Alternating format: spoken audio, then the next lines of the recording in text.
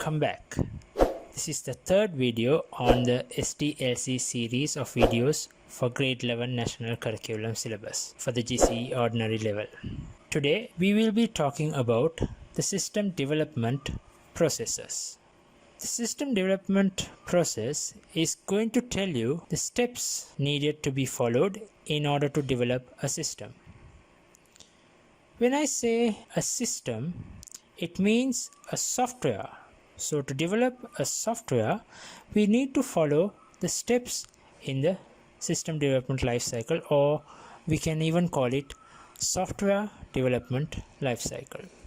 If you are running a software developing company, you may develop systems at will or on the request of a client for his or her organization. The system development lifecycle is divided into 6 steps or phases, we call it. Each of these phases, when followed step by step, we will be able to develop a system or a software. The phases are identification of requirements. In this phase, all the requirements necessary to build the new system is identified. The second phase is designing the solution. After identifying all the requirements, the plan for the solution for the system is designed in this phase. The third one would be coding of the solution.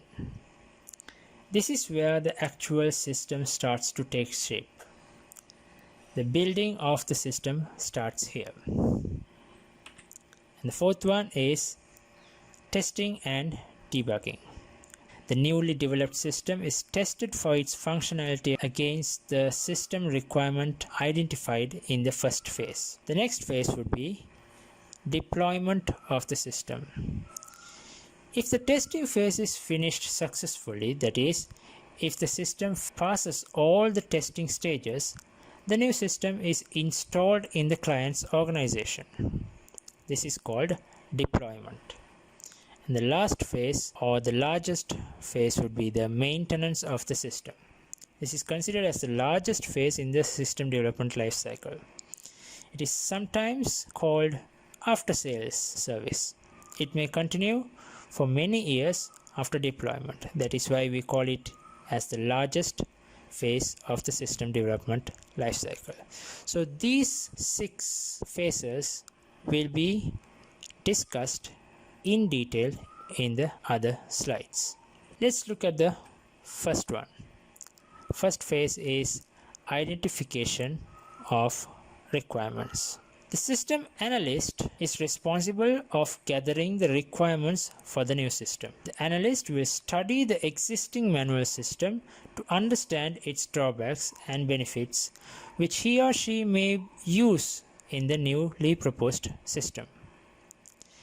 There are different methods used by the analyst to gather requirements for the client or the end user, like observation, interviews, questionnaires, document sample collection, and prototyping. The analyst may use one or all the methods here depending on the client and how clear the requirements are. We will now look at each of these methods of gathering information in detail. The first method is observation. The system analyst personally visits the client's organization to observe how the workflow is happening in the organization. Here, the analyst will get an idea about what data is flowing, where the data is flowing, who receives what data, and who can modify information, and who has the authority to gain access to certain data, and so many other details he can observe during the observation. The observation can be done in 2 ways. First is called formal observation. In formal observation, the analyst will inform the client when he will visit in order to observe the workflow. The advantage here is that the client will be prepared to show the analyst how the work is processed. This in turn will be easy for the analyst to gather requirements. The second method is informal observation. In this method, the analyst will not inform about the date and time of his arrival for the observation. The analyst might even walk in as a customer and request for different services and jot down important points that the analyst must have missed out during the formal visit. The second method is having an interview with the client. This is usually a one-on-one conversation between the analyst and the client. The analyst will ask questions on how the client wants the new system to be like, what are the requirements that the client needs, and so on. This method is effective if the client himself is the user of the system. In that case, the new system can be developed to match the exact requirements of the client. But if the end users are the employees of the client, then making the system according to the client's requirement might not satisfy the end user, that is, his employees. Because at the end of the day, employees will be the people who will be using the system. A better option would be to interview the employees. If the number of employees who is going to use the system is more, for example, like in a bank, the employees in several branches all over the island, interviewing each and every one of them will not be very practical. In such a situation, we use questionnaires. This method is used when the number of people whom we need to gather information is more. A question paper or an evaluation paper is printed and sent to all the employees to answer. This question paper may contain questions of MCQ type, closed-end questions like yes or no answers, rating the satisfaction level from 0 to 10 evaluation questions.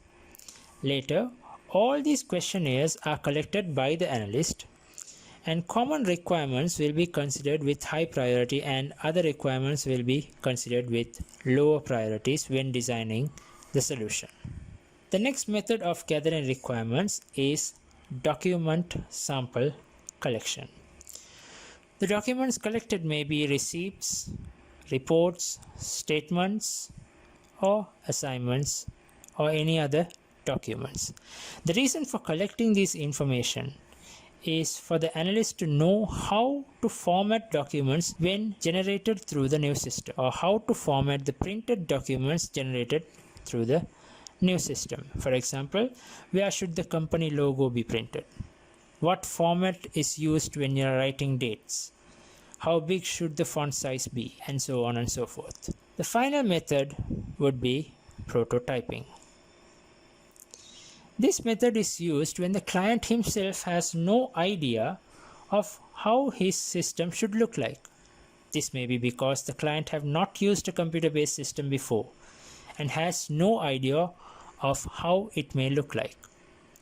In such a situation, the analyst will show the client a sample model of the system that has already been developed for another client to get an idea of the concept. After looking at the model, the client becomes clear about the computer-based system and may even come up with new innovative requirements for their new system. This model that has been shown to the client is called a prototype. So those will be the methods used to gather information about the existing system and new requirements from clients in order to build a new system. After gathering all requirements, the analyst can start the next phase, that is, the designing of the solution, which will be discussed in the next video. Until then, this is Sanjay sir.